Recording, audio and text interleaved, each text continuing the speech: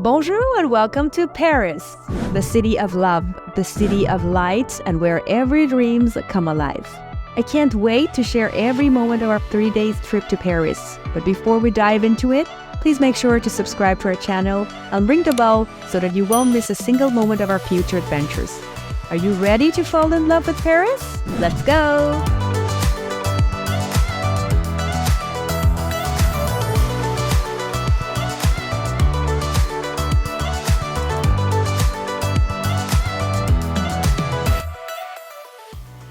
Our first day started right away after we dropped off our luggages at our lovely Airbnb.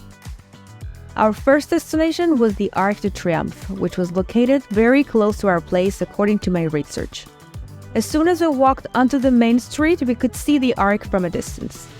As we got closer, we were amazed by how busy the area was.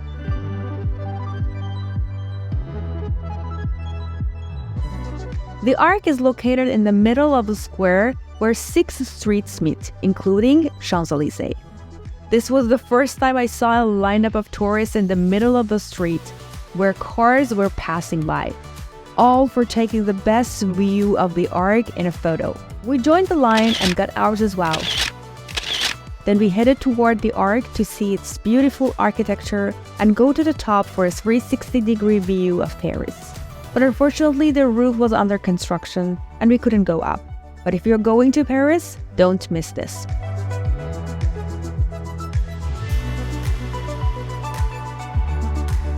Champs-Élysées is the most famous street in the world, which connects the Arc de Triomphe to Place de la Concorde.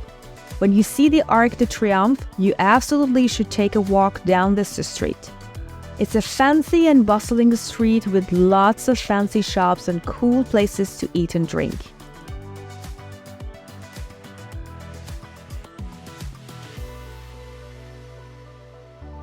After a long walk down Champs-Élysées, it was time for us to go back to our place, take some rest, and get ready to visit the most iconic feature of Paris, the Eiffel Tower.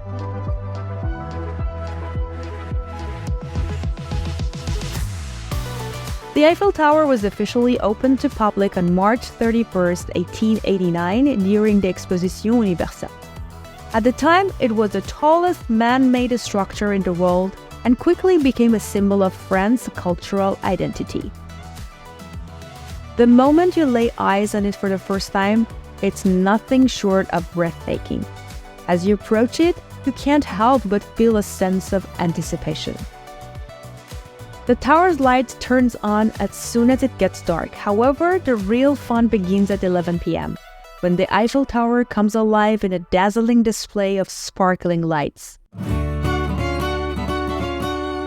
For 5 minutes, the magnificent monument twinkles like a sky full of stars. In the hours leading up to this show, there is no shortage of activities. You can enjoy French cuisine in one of the restaurants close to the tower, or if you are in the mood for a bit of romance, you can cross the Seine River using one of the many charming bridges that connects the two banks. Along the way, you'll discover vendors selling love locks, a popular tradition among couples. These locks symbolize the attachment of your love to the city of love. It's a heartfelt gesture that adds a touch of your own love story to Paris. Day 2.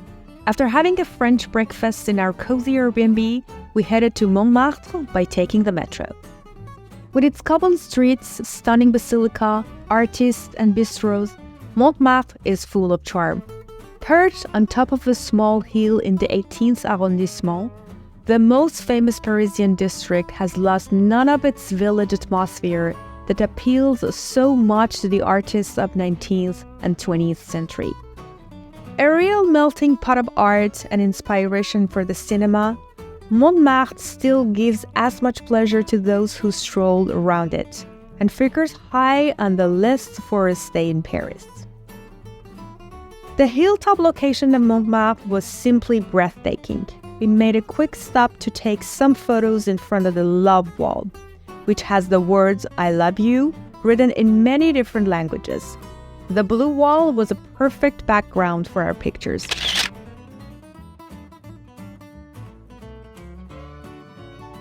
Before arriving at the basilica, you will walk around Place du Tertre.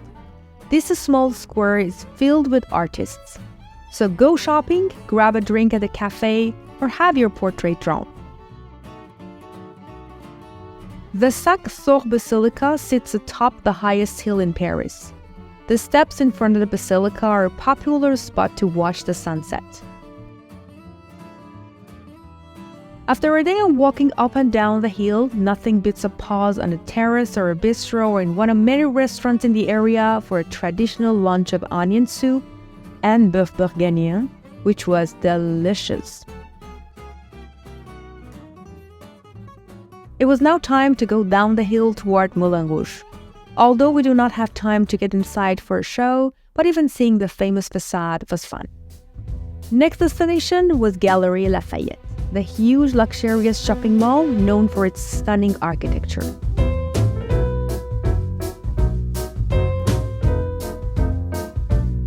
It was really amazing, but to be honest, the best part of it was Bashir ice cream, which reminds us of ice creams we had back home. On our way, we also paid a visit to the Flame of Liberty, which was not originally intended as a memorial to Princess Diana, but its proximity to the site of her tragic death has made it a focal point for those wishing to pay their respects.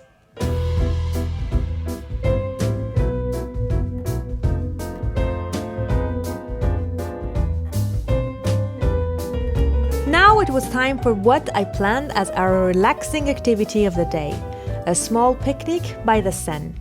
With a bottle of French wine, traditional baguette, some cheese and fruit, we made ourselves a very memorable night, which I highly recommend.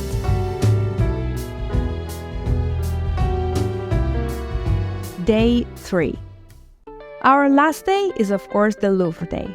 I know that visiting Louvre for the first time seems to be a very big and complicated project.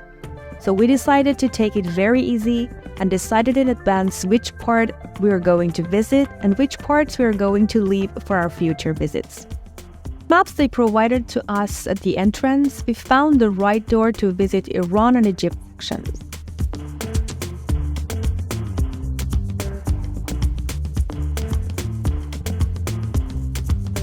And then we made a quick visit from distance to Mona Lisa as well. The last monument we visited was Palace Garnier, which was originally the primary home of the Paris Opera, but today mainly hosts ballet performance.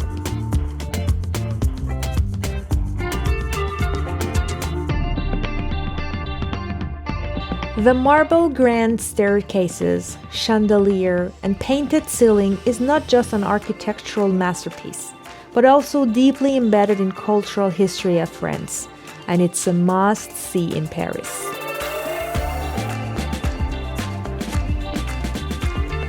For the afternoon, and as our last activity in Paris, we headed to Eiffel Tower again to jump on one of those cruises and have some relaxing time on the beautiful Seine.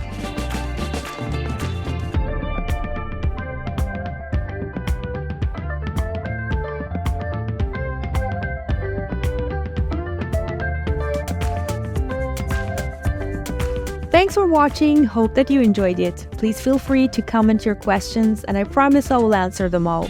Don't forget to leave us a thumbs up if you liked it and share this video with your friends who wants to visit Paris for the first time. See you in the next one!